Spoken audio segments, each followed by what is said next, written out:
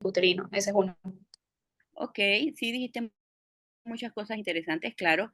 Es una prueba que se utiliza en población asintomática, excelente, pero sí es una prueba diagnóstica. Tiene que tener, por ejemplo, ¿qué características tiene que tener para poder clasificarse como una prueba de cribado? Tiene que ser reproducible, tiene que ser costo efectiva y además de eso que debe tener alta sensibilidad. Excelente. Eh, Fácilmente aplicable, ¿no? Perfecto. Y como bien dices, doctora, alta sensibilidad, ¿sí? La especificidad probablemente no es la mejor. Hay estudios que luego de pescar a toda esta población se pueden añadir, pero en términos generales muy bien lo has planteado. Entonces, estas, como yo les mencionaba, específicamente Japón, que es probablemente de los mejores programas de cribado que hay en términos de cáncer gástrico, y hablando de esta clasificación de cáncer gástrico temprano, perdón, nos estaríamos refiriendo sobre todo este tipo de lugares, ¿no? Tenemos un 7% de cáncer gástrico cuando ocurre digamos, en los pacientes post cirugías gástricas por otros motivos, ya sea por úlceras, ya sea por otro tipo de procedimientos. Y como pueden ver, apenas un 3%, perdón, del cáncer gástrico está asociado a la parte hereditaria, ¿no? Entonces, como vuelvo y digo, en términos generales, ¿qué deben recordar? La gran mayoría de los pacientes, el 80% de los pacientes son cáncer gástricos esporádicos y apenas un 3% de cáncer hereditario. Otro tipo de clasificación, entonces, tenemos la clasificación anatómica y fisiológica que digamos que es una de las favoritas porque es ampliamente utilizada, eh, no solo en términos, digamos, de diagnóstico médico, sino para nosotros los quirúrgicos, para planificación de tratamiento en términos de cirugía. Entonces, aquí vamos a dividir al cáncer gástrico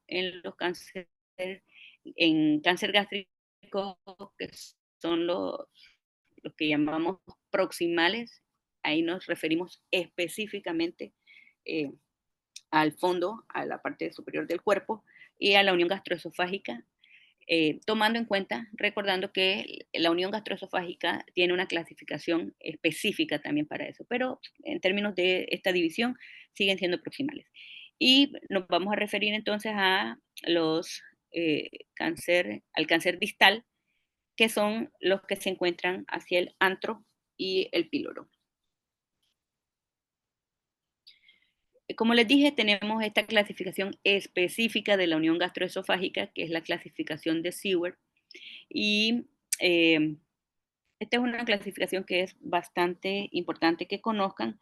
eh, con el incremento en la epidemiología de los pacientes jóvenes, también se ha visto un gran aumento de el cáncer proximal y de la unión gastroesofágica. Entonces, nosotros dividimos esta clasificación de Seward divide a los pacientes en tipo 1, tipo 2 y tipo 3, utilizando la línea de transición en el cardias. Entonces, eh, todos los tumores que se encuentran 5 centímetros por arriba hasta 1 centímetro por arriba de esa unión, de esa transición, son los tipo 1. Y estos pacientes tipo 1, eh, hace aproximadamente tal vez una década y media, 2 décadas, casi todos solían ser más de histología escamosa. Hoy en día, a pesar de que son estos cánceres de la unión gastroesofágica tipo 1, la gran mayoría hoy en día son adenocarcinomas.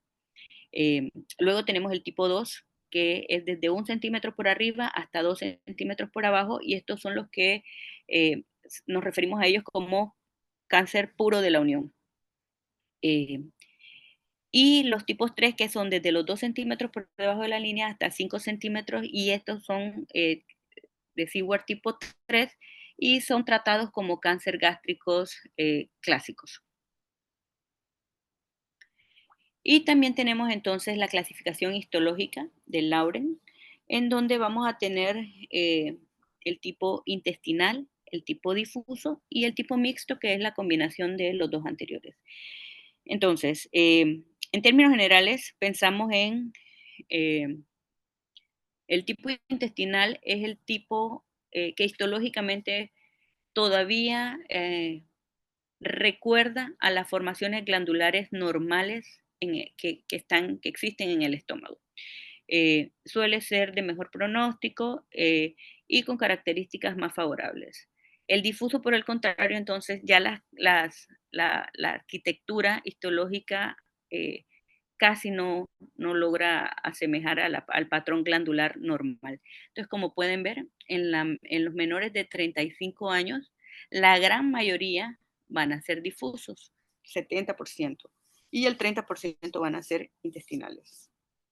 Todo lo contrario ocurre en los mayores de 75 años, en donde la gran mayoría van a ser intestinales y apenas un pequeño porcentaje, apenas menos del 20% van a ser difusos.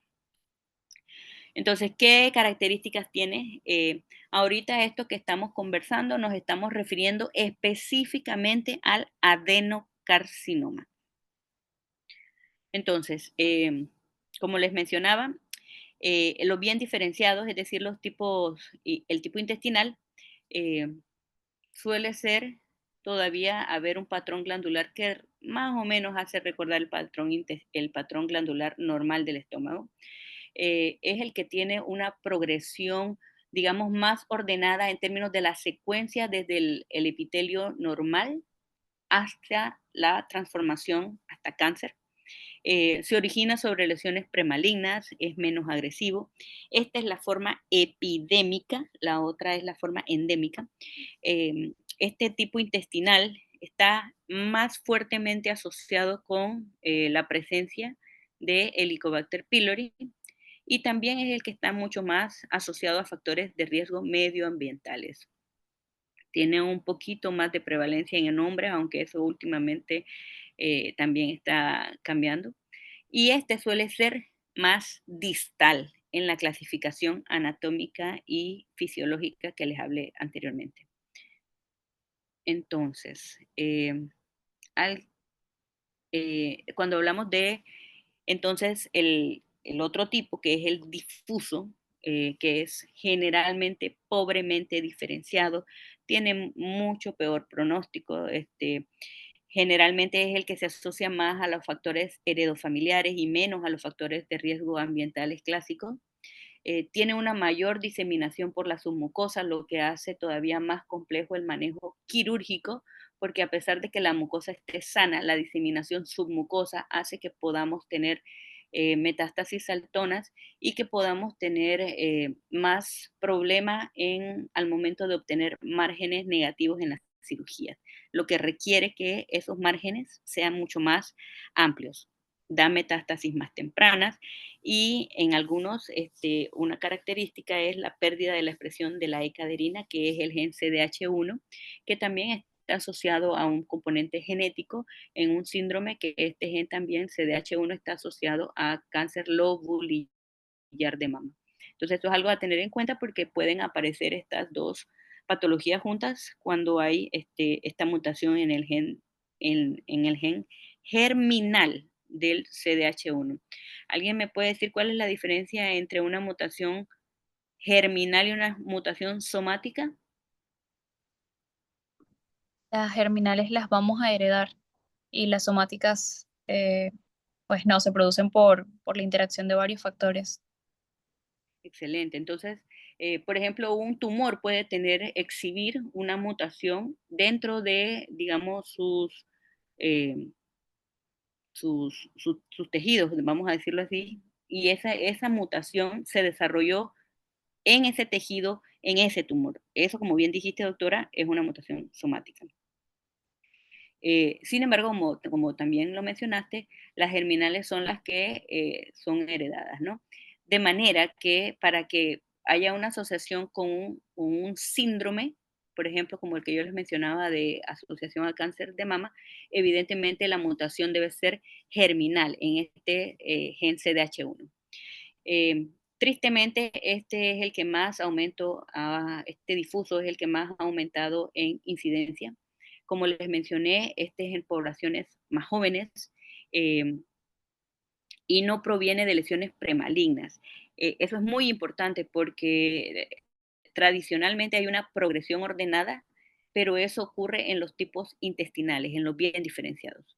Y lo otro a tener en cuenta es que puede estar esta presencia de células en anillo de sello, que son estas aquí, en donde como pueden ver son estas vacuolas grandes, son como vacuoladas, tienen el núcleo periférico aplastadito, por eso se le llama células en anillo de sello, porque recuerdan supuestamente a los sellos, a los anillos estos que usaban los reyes y toda esta monarquía para hacer los envíos, ¿no?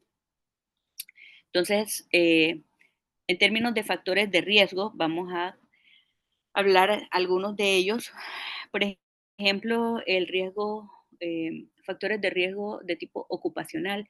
Si recuerdan, yo les conversé sobre la característica que exhiben algunos lugares, específicamente les mencioné Chile, en el cinturón andino, eh, sobre la minería y el impacto que esto tiene en los suelos y por lo tanto en la alimentación y el agua que se consume y que esto pudiese estar asociado a, eh, a la alta incidencia de cáncer gástrico. Así que las minas, los pacientes, también la granja, las pescas y los procesadores de alimentos, sobre todo cuando hay estos usos de algunos productos eh, como pesticidas y todo lo demás, ¿no? Esta data nunca ha sido concluyente, pero siempre ha habido algún tipo de datos que sugieren, nunca ha habido algo tan contundente y esto es probablemente porque aislar un factor específico en una enfermedad multifactorial es complejo. A pesar de que exista la relación, no siempre es fácil demostrarla. Eh, algunos estudios hablan sobre todo de algunos elementos, específicamente, por ejemplo, molibdeno y otros, cuando hacen los estudios de suelo en los lugares donde hay mayor incidencia de cáncer gástrico, ¿no? Como yo les había mencionado, también las cirugías previas, ya sea sobre todo, antes había mucho, antes de la introducción de los inhibidores de bomba de protón y todo lo demás, había mucho más enfermedad ulceropéptica, había mucha perforación, mucho sangrado, lo que llevaba a cirugías de urgencia y a derivar de manera eh, necesaria, pues, eh, alterar la anatomía del estómago, donde se hacían cirugías en donde se hacían anastomosis del intestino delgado, yeyuno, al estómago, y eso alteraba el flujo de bilis, hacía que la bilis entonces, en lugar de todo pasar del duodeno, seguir su camino al yeyuno, a la bilis drenar al duodeno y luego llegar al yeyuno, como el yeyuno estaba en una anastomosis al estómago, subía y permitía que la bilis estuviese en contacto con el epitelio del estómago, que no está diseñado para eso, y finalmente eso hacía,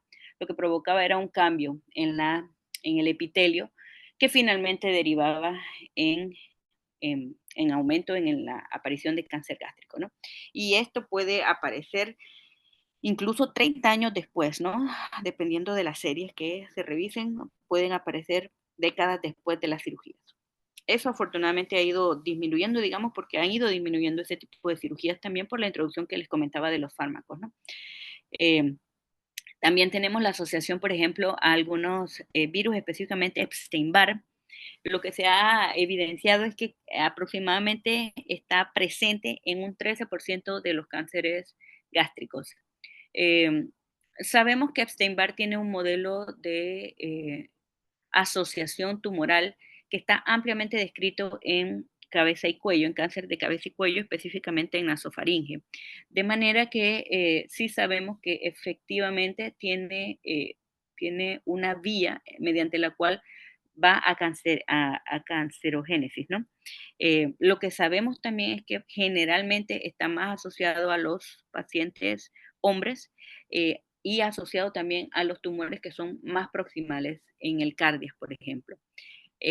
La asociación Epstein-Barr también se ha establecido en pacientes que tienen, digamos que, mayor infiltración linfocítica. Y lo que se cree es que no existe necesariamente una interacción directa del Epstein-Barr hacia la parte de la progresión hacia tumor, pero que probablemente está codificado en una región en que lo que ocurre es una metilación del DNA en la región promotora de los genes supresores tumorales. Entonces aquí lo primero que tenemos que ver es qué es un gen supresor tumoral.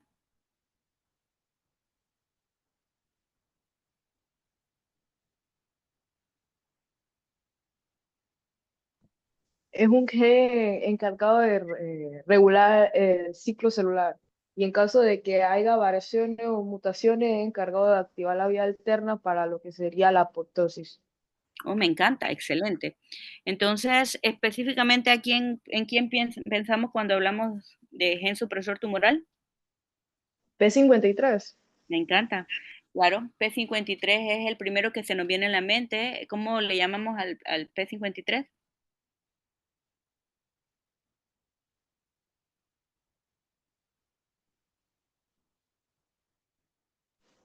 Ay, no recuerdo. Creo que era G. Es No recuerdo. le decimos cariñosamente el guardián del genoma, ¿verdad? Es específicamente eso que has mencionado, doctora. Y vamos a decir que la contraparte entonces de los genes supresores son los oncogenes, ¿verdad? Entonces, en términos para que quede claro, vamos a hacer una analogía con un auto, ¿no? Vamos a decir que tenemos por un lado los oncogenes y tenemos del otro lado los genes supresores. Eh, uno es el acelerador y el otro es el freno. ¿Cuál sería el acelerador y cuál es el freno? Para cáncer. Ok, el freno sería los genes supresores de tumores y el freno serían genes oncogenes, pues que ya son aquellos genes que o mutaciones que permiten evitar estas vías de ubiquitinación, etcétera. Ok, dijiste el freno, los genes supresores y el acelerador, entonces. Dijiste dos veces freno. El acelerador sería entonces los oncogenes. Entonces, recordar nada más que en caso de los oncogenes, empezamos desde algo que conocemos como protooncogenes, ¿no? Y que ese protooncogen tiene que sufrir una serie de cambios para finalmente llegar a esa activación y a esa activación del oncogen. Entonces, ahorita enfoquémonos en los genes supresores, que ya dijimos que son el freno, hablamos del P53. Entonces, ahora digamos, ¿qué pasa cuando hay una metilación del DNA, de la región promotora? Ujú. Cuando hay una metilación de la región promotora. ¿Qué pasa con esa metilación? ¿Qué hace la metilación?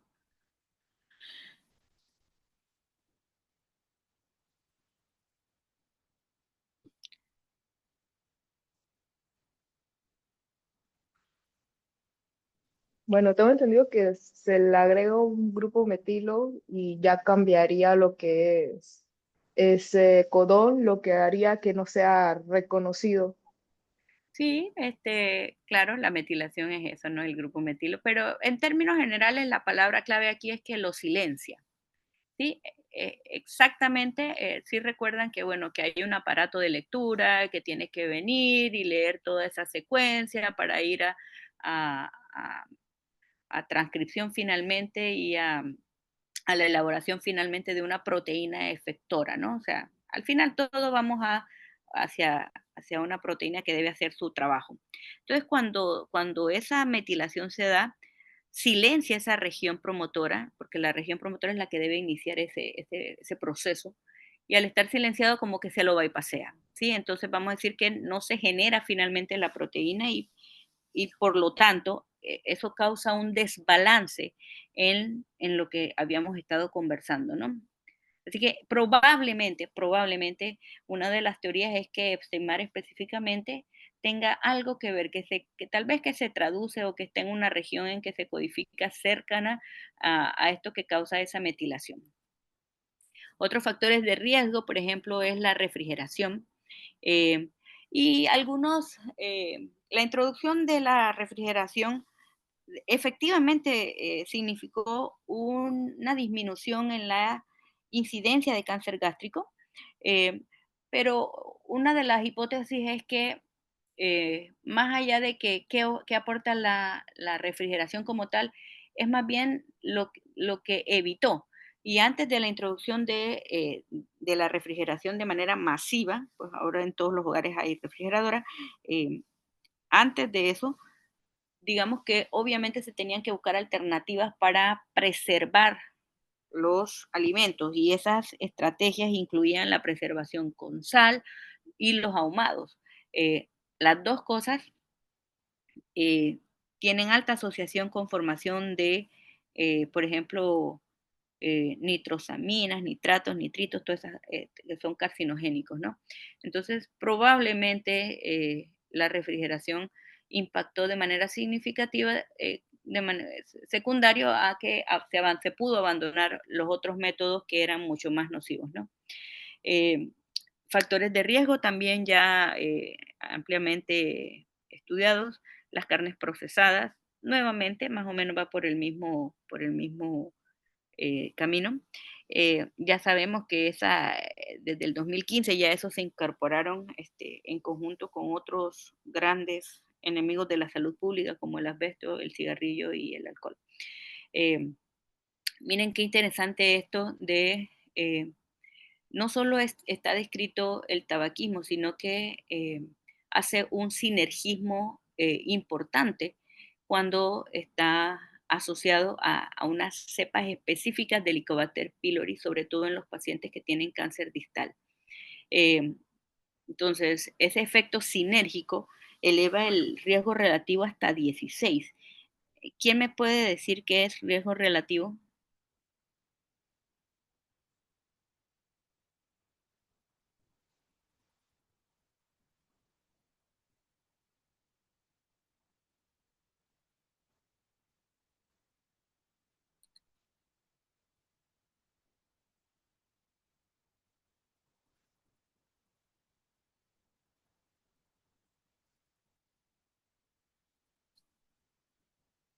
Con sus palabras. Es como una medida que se saca en probabilidad comparando cuánta, va la redundancia, probabilidad haya de que ocurra un evento, o en este caso que sería pues, la enfermedad, comparando un grupo expuesto, un factor, frente a un grupo no expuesto.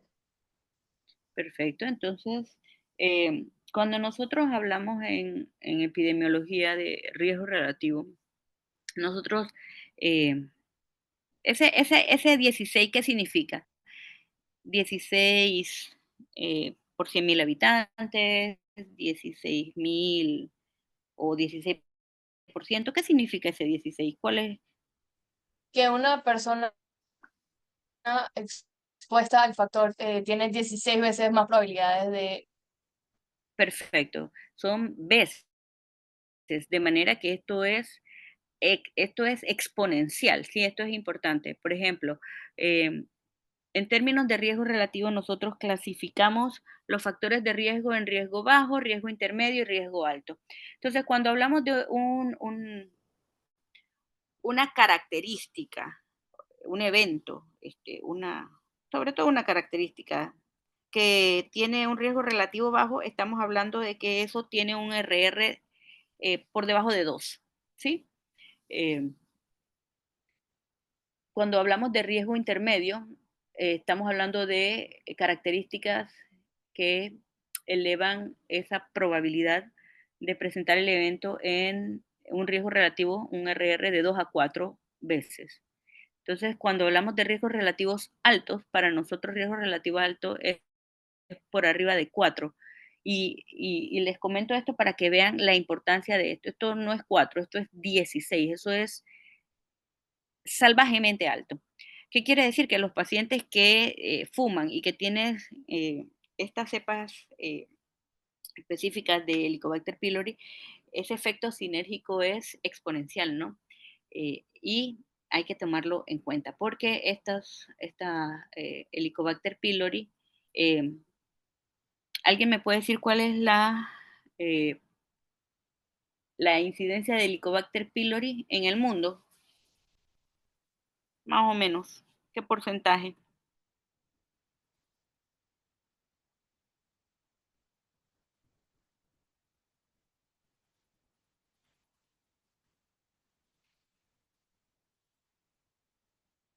¿45%? 50%. Bueno, esto realmente Puede esto es llegar hasta 80 en un... países desarrollados. Perfecto, me encanta ese número, me gusta mucho más. Porque realmente no es que los compañeros estaban equivocados, sino que esto es un rango muy extenso, muy amplio, porque va a depender de la geografía, ¿no? De la latitud en donde me estés preguntando. Pero hablemos de nosotros, hablemos de Latinoamérica. En Latinoamérica, en los países en vías de desarrollo, eso puede superar incluso el 80 y pico por ciento. O sea, es una cosa bastante frecuente. Y el tabaquismo también es altamente prevalente, de manera que estamos hablando de dos cosas que son bastante comunes. Ahora bien, alguien me puede decir, siendo que, hablemos de Latinoamérica, en Latinoamérica el 80% de gente puede tener Helicobacter pylori y Helicobacter pylori está asociado a cáncer gástrico. Ahora, alguien me puede decir, de la totalidad de cánceres gástricos, ¿qué porcentaje tiene Helicobacter pylori? Cuando le hacen la endoscopía, diagnostican el cáncer gástrico y por ahí mismo dice, tiene Helicobacter pylori. ¿Qué porcentaje?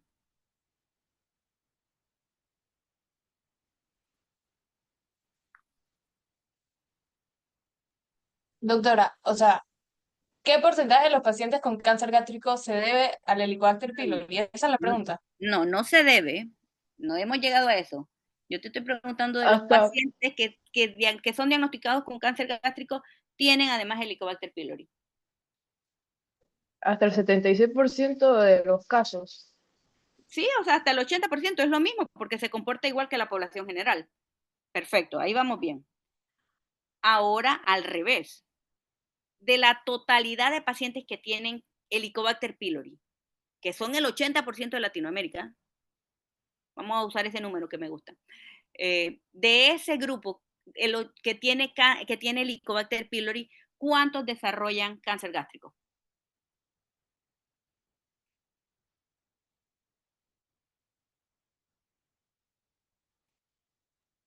¿5%?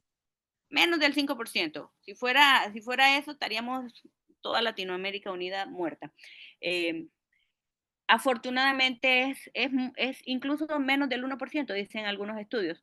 Entonces, ¿por qué esto es importante? Porque, como les decía, nuevamente, esto es una enfermedad multifactorial, ¿sí? Entonces, es importante que reconozcamos esto porque muchos de nuestros pacientes se van a presentar con una sintomatología clásica, ¿no? Epigastralgia, reflujo, no sé cuánto, y tú vas a pensar, debe ser gastritis, debe tener Helicobacter. Sí, puede tener Helicobacter. De hecho, si tienes que apostar dinero, apuesta que lo va a tener. Pero eso no quiere decir que no pueda tener cáncer también. Entonces, esto es importante tenerlo en la mente porque debemos enfocarnos en diagnosticar más tempranamente cáncer gástrico si queremos tener oportunidades de curar pacientes. Entonces, como resumen, vamos a hacer dos grupos en términos de factores de riesgo. Los pacientes que son de cardias, que como recordarán son los tumores proximales, son los tumores que son difusos, no diferenciados, mal pronóstico, y tenemos los pacientes que son no cardias, que son los pacientes que son distales, que son más tipo, en la clasificación de Lawrence son intestinales, son bien diferenciados, son pacientes más viejos y son pacientes que les va mejor. Entonces, así vamos a hablar de primero de cardias. Un poquitito más en el sexo masculino, ahí tenemos más asociación a tabaquismo y a etilismo, hay mucha más predisposición familiar porque recuerdan que estamos hablando de los que son más difusos, en donde hay un poquito más de predisposición familiar, más asociación a las mutaciones en caderina, asociado más a sobrepeso porque hay más reflujo y el reflujo ocasiona un cambio en el epitelio de la unión gastroesofágica. Y sí está asociado al Helicobacter pylori, pero en menor, digamos que en menor peso que en los pacientes de los tumores distales. Cardias son pacientes jóvenes y ahora vámonos al no cardias, o sea, los pacientes con cáncer distal. Estos son pacientes que son más intestinales, bien diferenciados, consecuencia más ordenada de la transformación al cáncer, edades más avanzadas. Aquí el Helicobacter pylori es mucho más frecuentemente asociado. El sexo sigue siendo masculino, más predominantemente en el sexo masculino. Sí hay asociación a tabaquismo, pero no tanto como en los tumores proximales. Hay asociación a sobrepeso, pero no tanto como en los tumores proximales, de la unión gastroesofágica y proximales. Y aquí en el no cardiac es donde hay más, los factores medioambientales tienen mayor, un mayor peso, mayor importancia. También tenemos, por ejemplo, la asociación al grupo sanguíneo. eh, También tiene una hipótesis parecida a que está codificado algunos cambios en una secuencia cerca en el gen que puede finalmente dar a los cambios necesarios para llegar a cáncer. El grupo A específicamente está 20% más presente que comparado que los otros grupos sanguíneos. La gastropatía hipertrófica y la presencia de úlceras, como ya habíamos hablado, sobre todo también asociado a la cirugía que se necesitan para eso.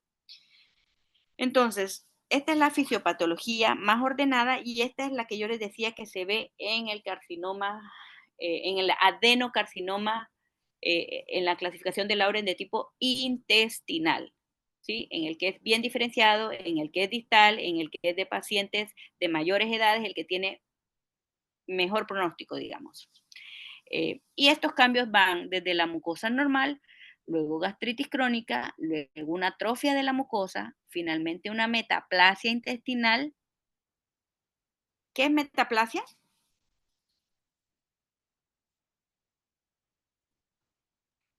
Cuando un tejido es reemplazado por otro.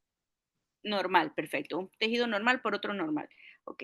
Y eso lo vemos mucho, por ejemplo, cuando vemos los cambios por exposición a bilis, por ejemplo. Y finalmente, entonces, ya donde pasamos de la metaplasia a la displasia, en donde ya sí hay cambios evidentes epiteliales, histológicos, y finalmente, entonces, el carcinoma intestinal. Esta fisiopatología, este cambio, esta secuencia ordenada, acuérdense que estamos hablando de adenocarcinoma intestinal, tipo intestinal en la clasificación de Lauren. Ahora vamos a hablar entonces de los pilares diagnósticos y vamos a tocar estos tres que son la clínica, las imágenes y el histopatológico. Entonces, en términos de la clínica, este es uno de los problemas principales por los que todavía al día de hoy cáncer gástrico sigue siendo un problema tanto en términos de incidencia como de mortalidad. Y es que la clínica no es nada específica, ¿sí? Tal vez uno de los síntomas más frecuentes, pero si tú haces una encuesta en un hospital, sobre todo ustedes que están en medicina, tómense el trabajo de hacer una encuesta entre el personal de salud, quienes sufren de dispepsia, de síntomas de gástricos, o sea, es altísimo. O sea, nuestras vidas son de malas alimentaciones, etcétera, ¿no? Los horarios todos locos. Así que dispepsia y todo mundo, como tienes eso todo el tiempo, ni te das cuenta cuando eso, o sea, no lo tomas como un problema que te lleve a buscar una evaluación médica. Y eso no pasa solo en el gremio médico, pasa en muchos, ¿no? Así que dispepsia, tristemente, altamente prevalente, poco específico. Tenemos sangrado digestivo alto, pero cuando tenemos sangrado digestivo alto, lastimosamente estamos hablando de una enfermedad que ya ha avanzado bastante. Náuseas y vómitos, nuevamente, síntomas vagos, pérdida de peso en un 10%, el síndrome anémico asociado también a los sangrados, disfagia cuando estamos hablando de tumores de la unión gastroesofágica, sobre todo, en apenas un porcentaje pequeño. Entonces, en términos de la clínica, de la historia clínica, síntomas muy difusos, poco contributorios y muchas veces subestimados por los mismos pacientes. Cuando hablamos de examen físico, esto que estamos viendo, lastimosamente, si tú ves algo de esto en el examen físico, estás ante un paciente que ya no está en una etapa susceptible a intentar curarlo. Estos son síntomas de enfermedad avanzada. Tenemos, por ejemplo, la palpación en el cuello del ganglio de Virchow, que es el supraclavicular izquierdo. Eh, Tenemos la palpación del ganglio axilar, generalmente izquierdo, que es el ganglio de Irish. Tenemos la palpación de un nódulo umbilical, que es el nódulo de Mary Joseph o de la hermana María José. En el tacto rectal tenemos cuando se forma una especie de escalón, que es como representa el que hay implantes peritoneales en el fondo de saco. Y tenemos, por ejemplo, cuando se hace un ultrasonido o a la palpación vaginal, donde hay ovarios palpables, donde la metástasis a los ovarios es conocido como un Krukenberg. Entonces, como les he dicho, lastimosamente todo esto habla de enfermedad avanzada. Ya cubrimos entonces la parte clínica, que como pueden ver, pues lastimosamente lo que hay que tener es como yo les decía, tenerlo presente, tenerlo en la mente, saber que existe, que es un problema y para que lo puedas descartar. Si no es eso, amén. Pero si lo es y no lo pensaste, le estás lastimosamente quitando oportunidad vital al paciente para poder superar esta enfermedad. Las imágenes, tenemos la endoscopía, que es el gold standard, es el método de elección para hacer diagnóstico. No solo permite una caracterización visual, anatómica, que es necesaria no solo para el diagnóstico, sino para la planificación del manejo quirúrgico, sino que permite además la biopsia, que es el diagnóstico definitivo, ¿no? Entonces, se hacen toma de biopsias, como pueden ver, se recomiendan que sean más de 6 bytes de la lesión para poder aumentar la sensibilidad del diagnóstico hasta el 98%. Como pueden ver ahí, de 6 a 8 biopsias del borde y de la base de la úlcera para poder tener diagnóstico. Entonces tenemos una clasificación endoscópica. Esta clasificación de acá es la clasificación de cáncer temprano. Sepan que existe, pero esto tristemente en nuestro medio no lo tenemos porque esos son para lesiones muy tempranas. Solamente se logran pescar, por ejemplo, en lugares como que tengan sistemas de cribado, como yo les mencioné, Japón. A nosotros nos toca lastimosamente esta, la clasificación de Borman, que es para cáncer gástrico avanzado. Entonces, ¿qué tenemos? Bueno, tenemos las lesiones tipo 1, que forman masa, las lesiones tipo 2, que son ulcerativas, las lesiones tipo 3, que son Con infiltrantes. permiso, doctora, Ajá. disculpe, ¿podemos preguntar durante la clase o prefiere que preguntemos No, al final? dale, pregunten. Una consulta, ¿por qué acá no se puede implementar lo que es la metodología, o sea, un cribado, tamizaje?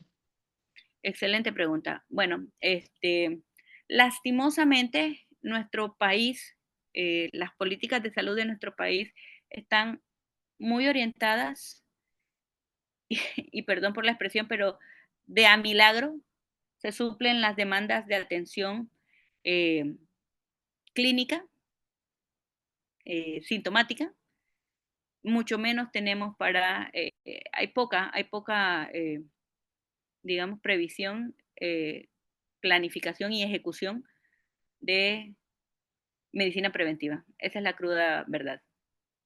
Eh, Así que no hay otra que esa. Ojalá y eso cambie. Como ustedes bien me imagino que están al tanto, hay crisis de especialistas y eso incluye a los gastroenterólogos, a los endoscopistas, eh, de manera que es un escenario altamente complejo. Si bien hablamos de cribado, esto es algo que en un país como Japón se considera cribado, pero sí requiere un equipo, ¿no? Sí requiere endoscopistas entrenados, honestamente, pues estamos muy lejos de eso, tristemente. De hecho, sí, no para deprimirlos, pero un paciente que tenga síntomas, que tú le pides una endoscopía en el estado, puede demorar meses, meses que se le programe. Ahora imagínate.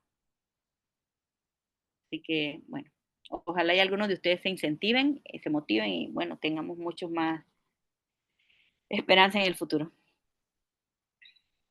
¿Alguna otra pregunta? Por mi parte, no, doctora, gracias. Ok. Entonces, como les decía, esta es la que usamos, la de Bormann, el tipo 3, infiltrante y ulcerativo. Y el tipo 4 es el difuso, es el que llamamos linitis plástica. Es cuando todo el estómago se ve engrosado, acartonado. Y generalmente, cuando vemos esto en la endoscopía, eso traduce igualmente una histología difusa, pobremente diferenciada y con células en anillo de sello. Bien, ya hablamos del diagnóstico con endoscopía y biopsia.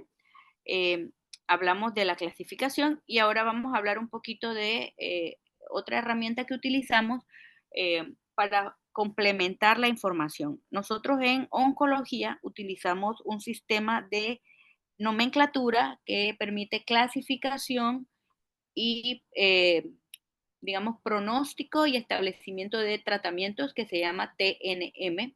Y este sistema utiliza el T, que es la parte del tumor, la N, que evalúa la parte ganglionar, y la M, que evalúa las metástasis.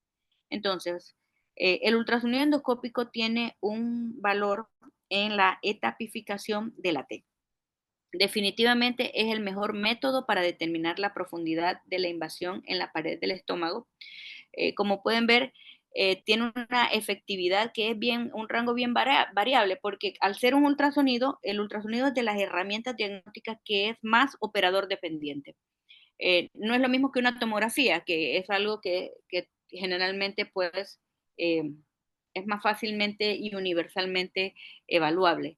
El ultrasonido depende mucho del operador. Entonces, completando tu pregunta, doctora, para que te hagas una idea, como yo mencioné, yo trabajo primordialmente en el oncológico desde hace más de 17 años y el oncológico es el hospital que maneja el 90% del cáncer en Panamá.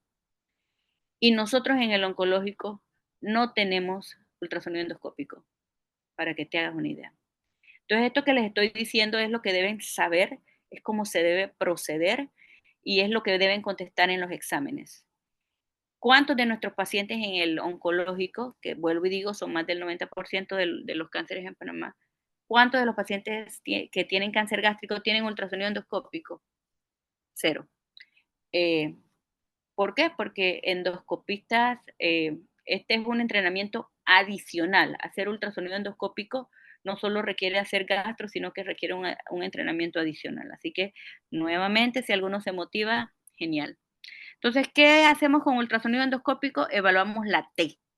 La T quiere decir la profundidad de invasión en la pared del estómago.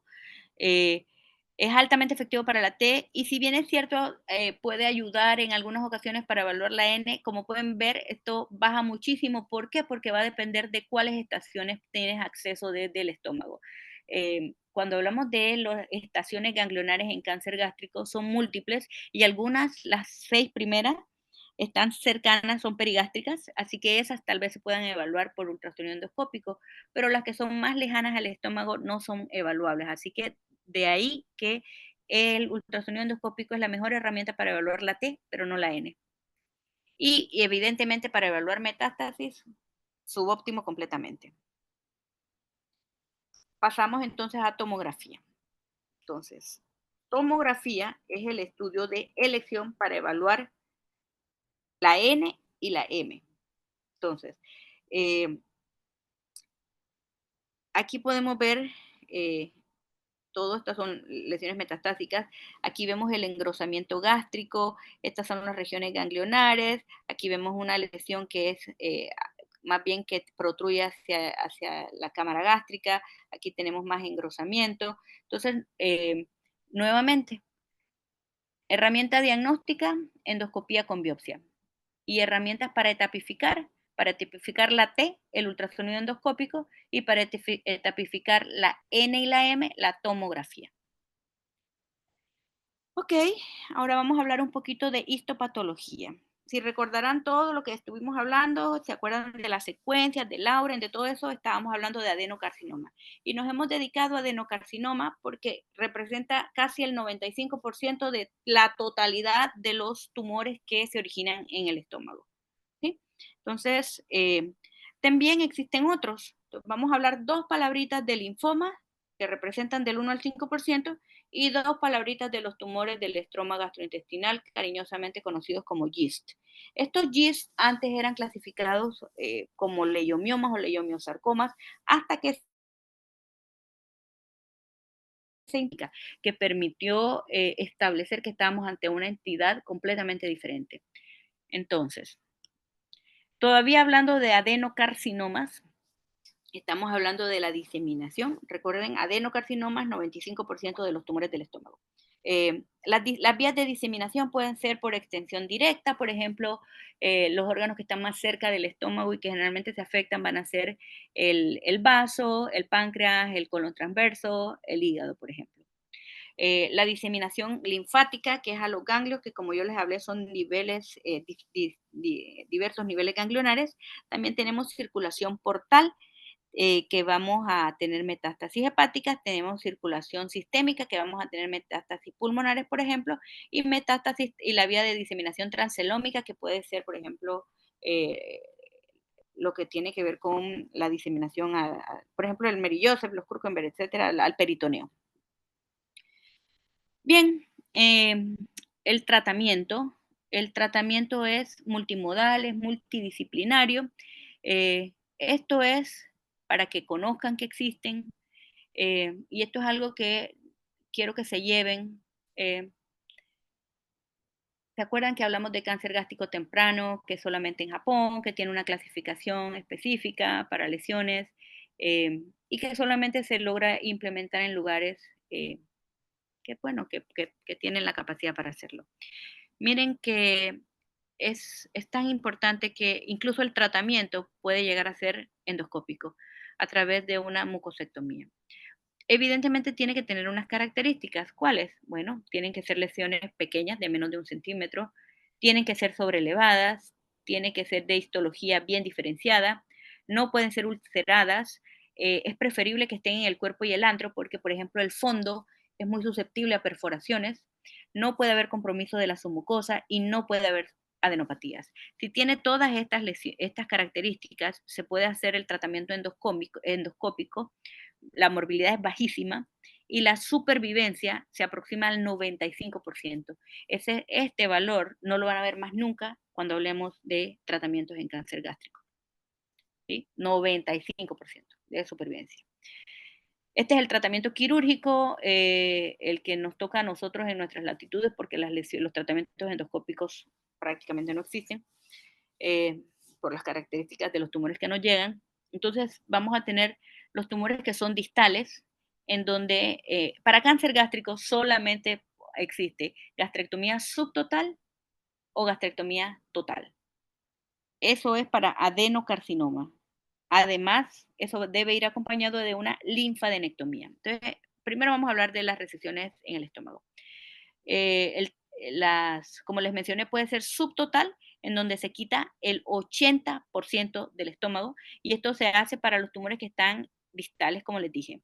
Y al retirarse el 80% del estómago y los ganglios, luego se hace una reconstrucción. Esta reconstrucción, esto aquí es lo que queda del duodeno, aquí se pasa una autosutura, y se sube el asa de yeyuno. Esta es una reconstrucción que ya casi no se usa, se llama Billroth 2 y es la que yo les comentaba que hacía que la bilis pasara de todas maneras al estómago y generaba a lo largo de los años después cambios epiteliales que finalmente podían terminar en cáncer gástrico. Y tenemos entonces esta otra reconstrucción que es reconstrucción en Jederups, le llamamos, en donde se hace un asa de donde viene la bilis y el líquido pancreático y se deposita en un asa de delgado dándole, haciendo menos posible que todo esto refluya hasta el epitelio gástrico. Y la total, la gastrectomía total, en donde esa se reserva para los tumores proximales, unión gastroesofágica, fondo, curvatura menor, etc. Lo mismo, se reseca toda la totalidad del, valga la redundancia, el estómago y los ganglios, y se hace una reconstrucción en Y de Rux, como pueden ver aquí. Hay algunas series que intentaron hacer este pouch, que es una reconstrucción para tratar de darle como un reservorio y evitar la morbilidad de no tener ese reservorio gástrico. Los pacientes, lastimosamente, pues esta es una cirugía que tiene un gran impacto en la calidad de vida, por lo menos en el primer año, en donde los pacientes ya no pueden comer como habitualmente lo hacen, sino que tienen que ser comidas hiperfraccionadas y pequeñas, es decir, el paciente, como dicen en mi tierra, como pajarito, tienen que ser mínimo de 6, 8, 12 colaciones a lo largo del día para poder evitar que eso es un asa de yeyuno, que se sobredistienda, porque si se sobredistiende puede haber un reflejo vasovagal y el paciente puede experimentar síntomas de desvanecimiento, hipotensión, sudoración, eh, es complejo. Pero lo que se ha visto es que esta técnica de realizar este pouch, esta bolsita, lastimosamente aumenta los riesgos quirúrgicos de complicaciones y tiene poco impacto en la calidad de vida. Cuando pasa el año, los pacientes a los que se les había realizado y a los que no se les había realizado, les iba exactamente igual en todo, en calidad de vida, en ganancia ponderal, en todo. Así que casi no las realizamos, por no decir nunca. La linfadenectomía, que acompaña a la gastrectomía, ya sea subtotal o total, como forma parte estándar del manejo quirúrgico. Y existen tipos de resección. R0, cuando esto quiere decir que nosotros quitamos toda la pieza quirúrgica, se la mandamos al patólogo y el patólogo nos reporta márgenes negativos. Eso significa que no hay residual macro ni microscópico presente. Luego tenemos una resección R1, que significa que nosotros en el quirófano sano, y cuando se lo mandamos al patólogo, el patólogo lo corta, lo incluye y nos manda un reporte que dice margen positivo. Es de las peores tragedias que puede ocurrirle tanto al cirujano, pero sobre todo al paciente, que ocurra una resección R1. Sí recordarán en los pacientes que son de la clasificación de Lauren difuso, yo les mencioné que la diseminación submucosa era mucho más frecuente, de manera que tú puedes abrir incluso la pieza y decir, no, aquí no hay nada, pero no tenemos microscopio en los ojos, ¿no? Así que ahí lo que se debe hacer es que el margen de donde ves la lesión macro con tus ojos debe ser una porción de tejido más extensa. Incluso algunos recomiendan que hasta 10 centímetros para poder asegurar márgenes negativos, sobre todo en los pacientes difusos. Y R2 significa que conscientemente el cirujano, cuando hace su resección, está dejando enfermedad atrás, la estoy viendo, ya sea ganglionar, ya sea de algún tipo, y esto no está indicado en oncología, sin embargo, puede hacerse cuando estás entrando a una cirugía de urgencia, en donde el paciente, por ejemplo, está sangrando y tú tienes nada más que quitar el estómago para que no se muera de sangrado, dejas atrás toda la enfermedad ganglionar porque está pegada al tronco celíaco, qué sé yo. Esa es una resección R2, cuando hay enfermedad residual macroscópica. Los criterios de irresecabilidad, tristemente pues hay pacientes que no podemos operar. Cuando hay evidencia de afectación peritoneal, es decir, cuando hay carcinomatosis en el peritoneo, y esto incluye cuando hacemos lavados y la citología sale positiva. Cuando hay metástasis a distancia, no está indicada la cirugía. Cuando hay enfermedad localmente avanzada, sobre todo, bueno, vamos a decir que esto está en signos de, entre comillas, porque hay lugares en donde hacen resecciones incluso de enfermedad ganglionar en estaciones lejanas, sobre todo en Asia. Así que eso, digamos que es debatible. Otro criterio de irresecabilidad sería la invasión, el encasement que le llaman, que donde están rodeados las estructuras vasculares, específicamente la mesentérica superior, el tronco celíaco, ¿no? Y se puede realizar, como yo les dije, la resección gástrica limitada incluso con márgenes positivos, resecciones R2 solamente, por ejemplo, en tumores para paliar, por ejemplo, hemorragia, ¿no? Y los tratamientos complementarios que incluyen la quimioterapia y la radioterapia. Entonces, hoy en día el cáncer gástrico debe ser tratado de manera multidisciplinaria. No en todos los casos se incluye radioterapia, pero sí quimioterapia forma parte del manejo estándar del cáncer gástrico. Y tenemos entonces factores pronósticos. ¿Alguien me puede decir qué significa un factor pronóstico de manera sencilla, que nos entendamos todos?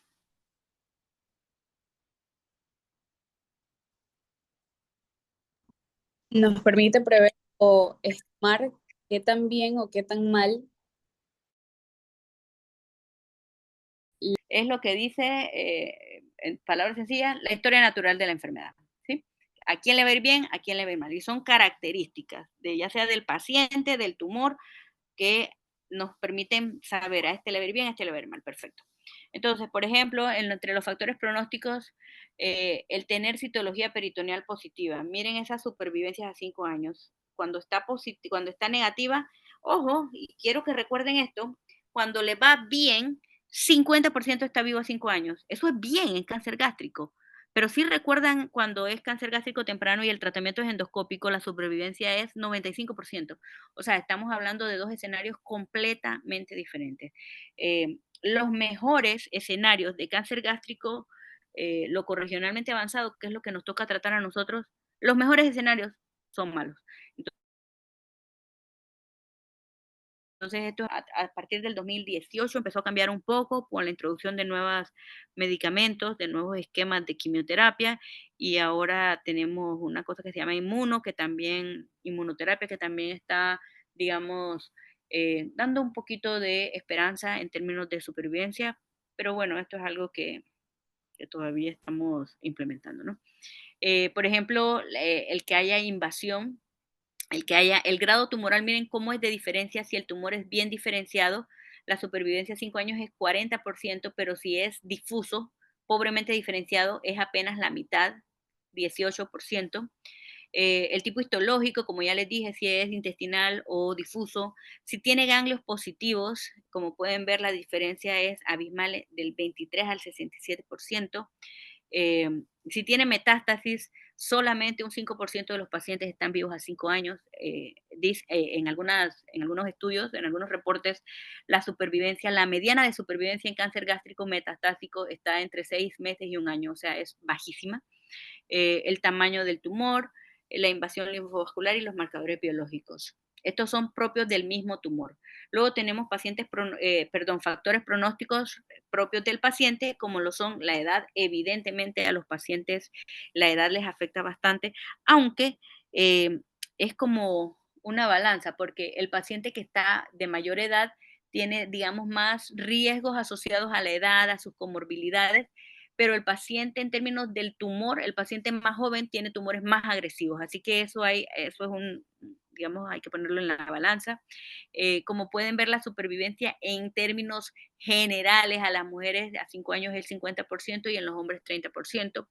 Es muy importante si los pacientes se presentan sintomáticos.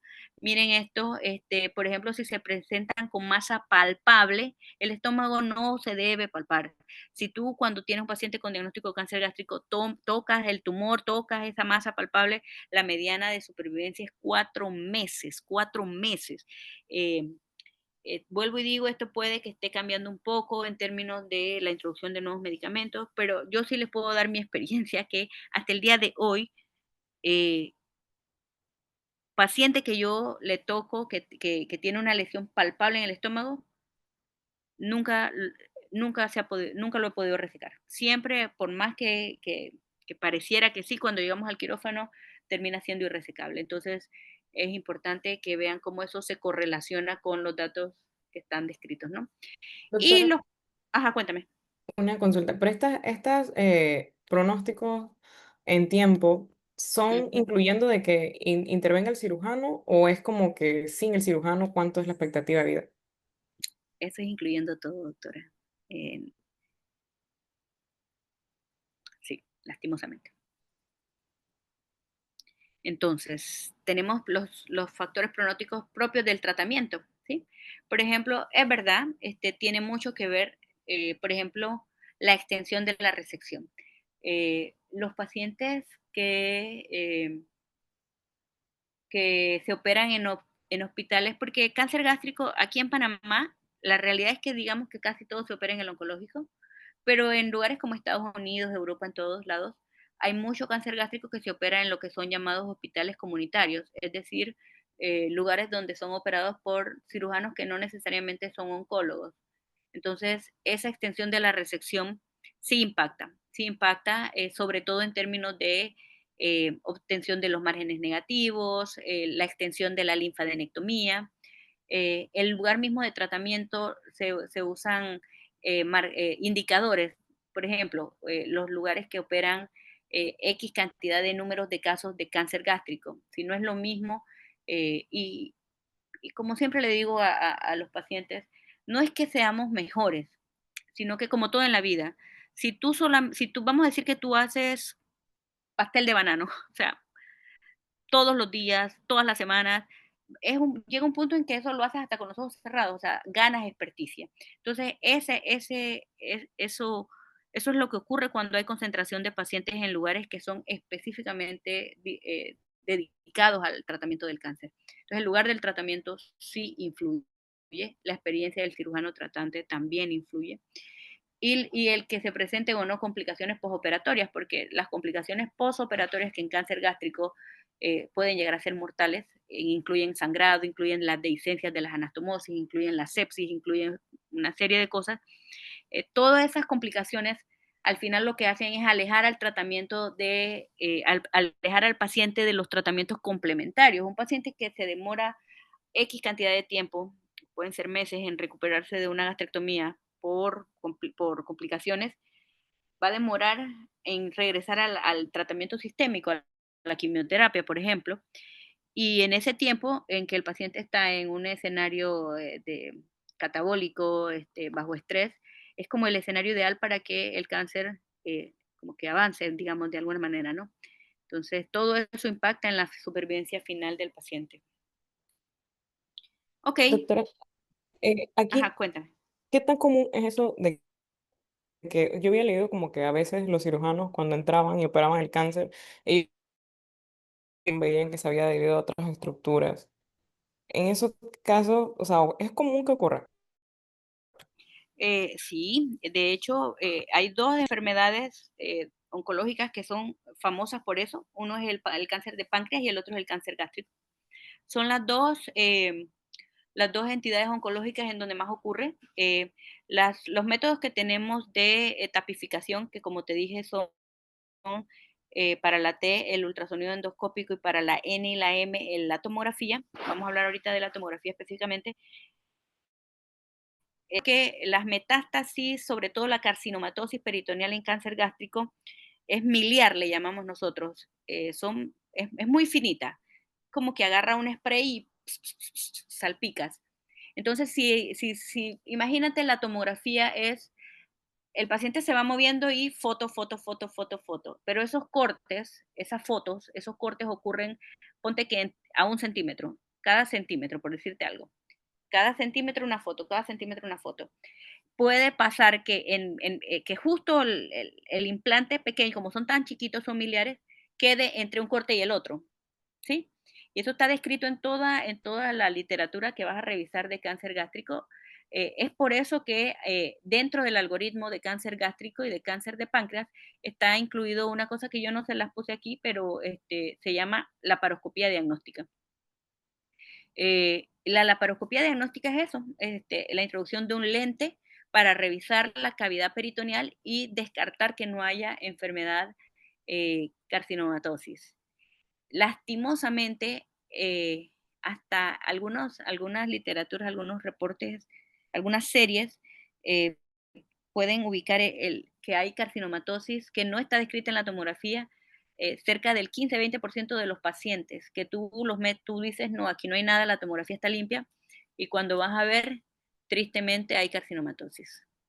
Entonces eso puede evidentemente cambiar el diseño del tratamiento del paciente. Así que sí, es altamente frecuente, digamos. Gracias. Ok, bueno, respiremos un momento, guardemos nuestro archivo de todo lo que hemos hablado, es adenocarcinoma del estómago, que representa el 95% de los tumores que se originan en el estómago. Ya, listo, guardemos ese archivo. ¿Listo? Ahora vamos a hablar, como les dije, 2 diapositivas de linfoma y de GIST. Bien, cuando hablamos de cáncer gástrico en general, ustedes tienen que pensar en adenocarcinoma, en todo lo que hemos estado hablando. Ahora vamos a hablar de linfoma. Bueno, existen. Los linfomas que tienen que saber que existen. Representan del 1 al 5% de los tumores que están en el estómago. ¿Por qué tienen que saber que existen? Porque el tratamiento es completamente diferente. Bien, los tumores, los linfomas, pueden ser tipo B, que son los menos agresivos, o pueden ser de tipo T. El más importante, el que tienen que llevarse hoy, es el MALT, que es el más frecuente.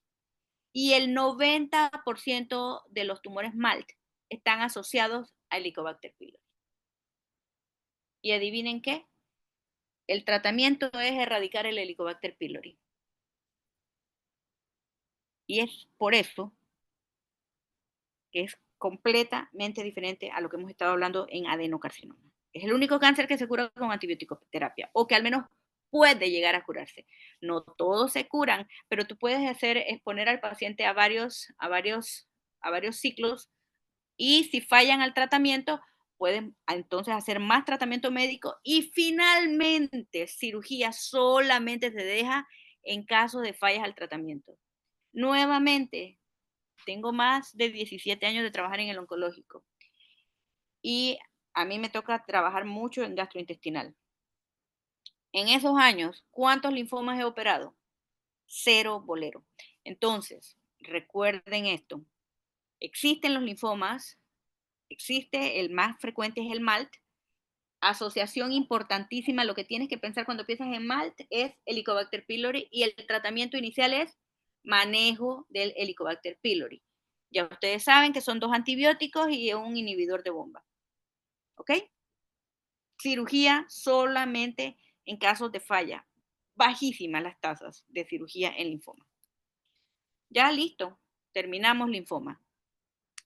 Ahora vamos con tumor del estroma gastrointestinal, que son los GIST. Importante que también sepan que existe, porque miren esta imagen. ¿Qué es lo importante de los GIST? El adenocarcinoma, recuerden que se originaba en la mucosa y tenía ese cambio epitelial clásico, sobre todo hablando de los diferenciados, de los intestinales, en la clasificación de Lauren. El GIST tiene la mucosa intacta. ¿Por qué?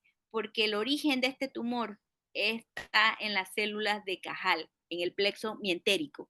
Así que esta imagen, tú la ves y tú dices, pongo plata, a que es un tumor del estroma gastrointestinal. Tu diagnóstico es la endoscopía y la biopsia, pero la biopsia tienes que comerte toda la mucosa para poder llegar a donde está realmente la lesión. Así que si no se puede establecer la biopsia por endoscopía, se hace por radiología intervencionista, en una biopsia percutánea. Entonces, existe localización del GIST a lo largo de todo el tracto gastrointestinal, incluso hay unos reportes de extra hacia la cavidad peritoneal, pero ahorita estamos hablando de estómago, así que es el principal sitio de presentación del tumor del estroma gastrointestinal, siendo el 40 al 70% de la totalidad de los GIST están en el estómago. La imagen es redondeada, lisita y bien delimitada. Y otra cosa importante, que se acuerdan que habíamos hablado que en el adenocarcinoma la diseminación linfática era muy importante, y por lo tanto formaba parte de la cirugía el incluir no solo la resección del estómago, sino la linfadenectomía. El GIST tiene prácticamente nula diseminación linfática, de manera que la cirugía no necesita ser ni siquiera anatómicamente, como yo les había hablado en el adenocarcinoma, que era o subtotal o total. No, Aquí lo importante es resecar el tumor con márgenes negativos. Y aquí hacemos unas cosas que se llaman gastrectomías parciales no anatómicas. Es decir, sacamos el tumor con margen negativo. Gastrectomía parcial no anatómica y no incluye linfadenectomía porque la probabilidad de diseminación es casi nula, muy baja. ¿Ok? Listo.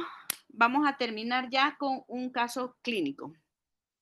Entonces, tenemos una paciente femenina de 50 años que es enfermera, tiene más de 1 año y medio de epigastralgia, pero bueno, esa era su vida, así que ella ni le tomó importancia. Finalmente, va a medicina general y se le inició un tratamiento con omeprazol porque se asumió que era gastritis, helicobacter, qué sé yo. Luego de 2 meses seguía igual. ¿Qué recomiendan ustedes? 1, una prueba de Helicobacter pylori. 2, un BH. 3, una endoscopía. 4, una tomografía. O 5, una sangre oculta en heces. Una endoscopía. Yo pondría pylori. También pondría pylori. Ok, Endoscopía. Endoscopía. genial. Miren, recuerden lo que hablamos de pensar mal. Siempre pensemos mal a favor del paciente. Recuerden que cáncer gástrico es un problema de salud mundial. ¿Cuál es la probabilidad a priori de que esta paciente tenga Helicobacter pylori positivo? 80%.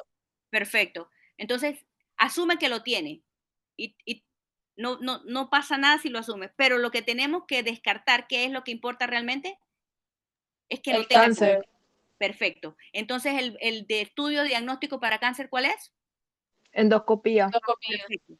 Perfecto. Y no sé si lo saben, pero al hacer endoscopía y mandar se hace biopsia, también se hace el examen de Helicobacter pylori ahí mismo. Así que endoscopía es la respuesta correcta. Recuerden que hay que descartar cáncer. Es una señora de 50 años, está en el rango etario correcto, etcétera, etcétera, etcétera. Bien, se le hizo la endoscopía y reporta una lesión exofítica friable en el antro del estómago. Se le hace la biopsia y se reporta adenocarcinoma tipo intestinal infiltrante. ¿Cuáles son los estudios complementarios para etapificarla? 1, ultrasonido endoscópico y tomografía. 2, resonancia magnética y ultrasonido abdominal. Y 3, PET. La El primera. 1. 1, el ultrasonido endoscópico, ¿para qué es? ¿Qué Para la Para T. la T. Definir la T. Perfecto. ¿Y la tomografía etapifica? Para N. La NM. N y la M. Perfecto. Doctora, una pregunta. Si en caso Ajá. yo tengo esa sospecha y yo sé que la endoscopía o sea, está de que estamos en enero y está programada para diciembre, pues, porque no hay cupo. Esto, si yo quisiera hacer una tomografía computarizada, que sé que es más, se podría hacer un poco más rápido de lo que he visto, ¿se lo podría ir haciendo por mientras? Bueno, de poder se puede. El problema es que vas a estar arrancándote los cabellos porque no se puede iniciar tratamiento sin diagnóstico histopatológico. Entonces, sí o sí, endoscopía y biopsia. No se, o sea, puedes tener una tomografía que diga que tiene metástasis. Y si no tienes histología, no se puede arrancar tratamiento. Eso es una máxima en oncología. En la mayoría de los tumores, casi más del 90 y pico por ciento de las veces, necesitamos histología para poder diseñar el tratamiento. Así que de Doctora, poder... una pregunta, y partiendo de esa premisa, podemos darle tratamiento con los resultados de la biopsia, pero sin, o sea, sin el ultrasonido endoscópico y sin la tomografía. Sin el ultrasonido endoscópico, sí, lo hacemos todo el tiempo. Sin la tomografía, no, porque estamos obligados a definir qué tipo de tratamiento, porque los tratamientos que son curativos son mucho más agresivos, ¿sí? Son combinaciones de varios fármacos, pero vale la pena porque estamos persiguiendo curar a ese paciente. Pero si la paciente tiene una enfermedad metastásica, ahí ya no le doy tratamientos tan agresivos porque ahí lo que busco es calidad de vida. Entonces le doy tratamientos que, que dan menos síntomas, menos combinación de medicamentos. No sé si me estoy explicando. Sí. Entonces, efectivamente, el ultrasonido endoscópico reportó una lesión que infiltra la muscular propia, eso es la T, y con una tomografía que no tiene adenopatías regionales y sin metástasis. Entonces, ¿cuál es el tratamiento que le vamos a hacer a esta señora? ¿Le vamos a dar triple terapia, inhibidor de bomba y 2 antibióticos? No, ¿Sí o no? no, no. ¿A quién le daríamos eso? Al que tenga solo un informe por helicobacter. Y no tenga malignidad. ¿A qué tumor le vamos a dar triple terapia? Linfoma. Linfoma Perfecto. mal. Al mal. Perfecto, excelente. Recuerden, triple terapia, inhibidor de bomba de protones, 2 antibióticos, ese tumor es un linfoma, un MALT, ese es el tratamiento.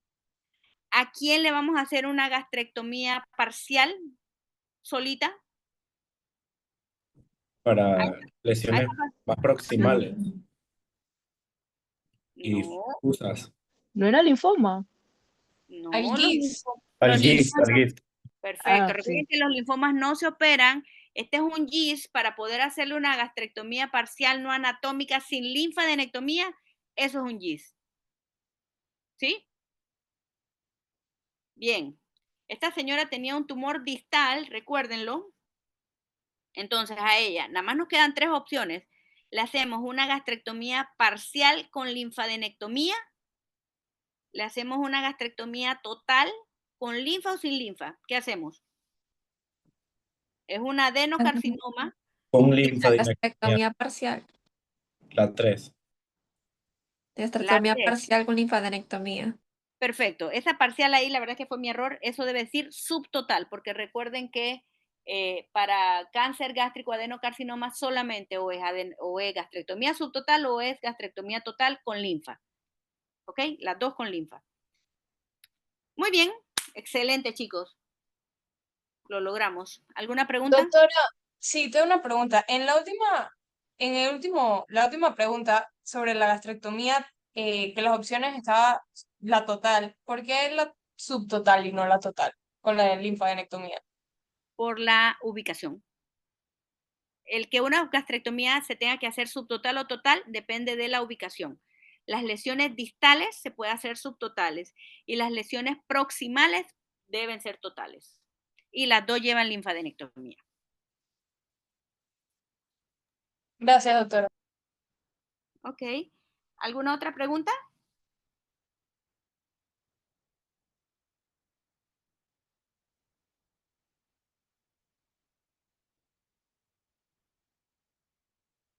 Bueno, entonces creo que vamos a parar porque es mucha información. Espero que les haya servido y bueno, los que terminen al final rotando en el oncológico, por allá espero verlos, pues. Doctora, Ajá. ¿cree que me pueda pasar el PPT? Soy representante del grupo también. Ok, probablemente no. Ok, está bien. Yo soy de la antigüita, yo creo mucho en los apuntes, creo mucho en todo, ¿sabes? ¿No? Que la conversación espero que les haya servido y que les vaya bien, no solo en los exámenes, sino en la atención de pacientes, que es lo que al final importa. También quería preguntarle que también teníamos la clase de tumores de intestino delgado, pero no. Sí, no la vamos a poder dar, estamos sobre el tiempo y la verdad es que es tarde. Eh, probablemente yo mande a decir, converse con sus catedráticos para que no incluyan las preguntas de intestino delgado. Para la vida, esta sí te voy a poner esto de pronto. Si le toman foto a esto, es como un resumen.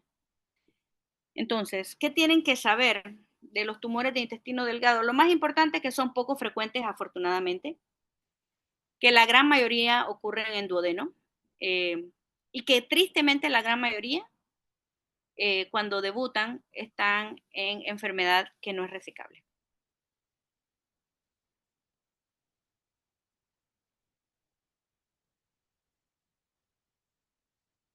Existen los GIS, es el único que sí generalmente le va bien, porque como yo les había comentado, es un tumor que realmente no suele ser bien localizado, se mantiene, eso sí, puede llegar a debutar ya sea con sangrado, con obstrucción, pero en términos de tratamiento, digamos que ese es el único que le va bastante bien. El adenocarcinoma, pronóstico lastimosamente muy, muy, muy malo.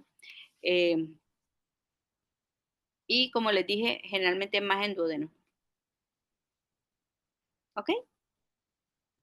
Doctora, por si cambia de opinión, yo hice apuntes, pero su presentación me ayudaría a complementar mis conocimientos. Ok, lo voy a considerar. Doctora, doctora, una consulta. Ujú. Los que no rotamos en el oncológico para cirugía este semestre, ¿tendremos alguna oportunidad para rotar con usted durante vacaciones? Ah, por supuesto, por supuesto. El que quiera, no solamente tenemos que hacer una nota con nombre, cédula, la mandamos a docencia y eso no debe haber problema. Gracias, doctora. Delen, que pasen bonita noche entonces. Hasta luego, doctor, igualmente. Hasta Hasta luego. luego. Luego.